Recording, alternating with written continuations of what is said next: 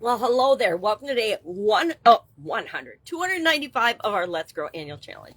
Sharon Horne-Ellstrom here, and today our topic is, of course, communication growth related, and specifically listening skills.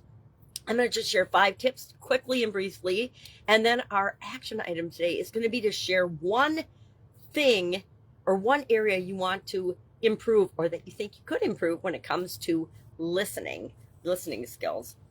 And then if you have any revelations, like as you're going about your day, do you catch yourself with your mind wandering or waiting to respond instead of actually listening and observing the nonverbals of the person that you are communicating with? That would be an aha and a revelation. I am totally guilty of that, especially in meetings where the topics are not a high priority for me personally. And so I need to consciously bring myself back into the meeting and actively listen in order to pay more attention. So that's one I know right off the bat that is an improvement area for me. So what are 5 ways to be a better listener? And I think most of us know why we want to be a better listener. We want to actually understand and communicate and connect with people. And in order to do that, mostly it comes down to listening. We learn when we listen. When we're speaking, we're not learning anything. That's a tough one for some of us to understand and realize, but it's absolutely positively true. So what are some of these tips? Number 1, be present. Take a deep breath, look the person in the eye, pay attention. Don't be distracted by all the other crazy things that are going on in our world all the time. Pay attention to the person that you're communicating with. Secondly, don't interrupt. This is a huge one for me personally and for my family. I always want to chime in and add to the conversation, even if I'm not part of the conversation. And that's just a bad habit from my childhood that I need to continually work on. Thirdly, ask open-ended questions. So many people ask closed questions. It only requires a one-word response or a yes or no answer, either this or that. And we get into this lockstep where we're not really communicating about anything important, and so we don't have to listen because we're just kind of marking time as we go through different situations in our lives. And I think that if we ask open-ended questions and we actually really care about the person that we're communicating with and the response that they give, I think that we learn everything we need to know about any person, any customer, any relationship, just by actually being present, paying attention, asking open-ended questions.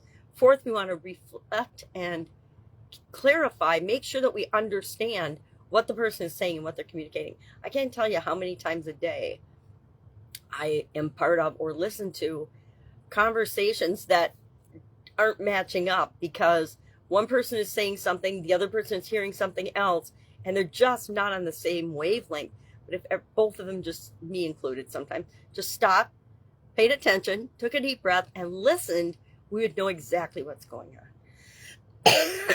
And finally, my 5th tip for today, not step, is to practice empathy.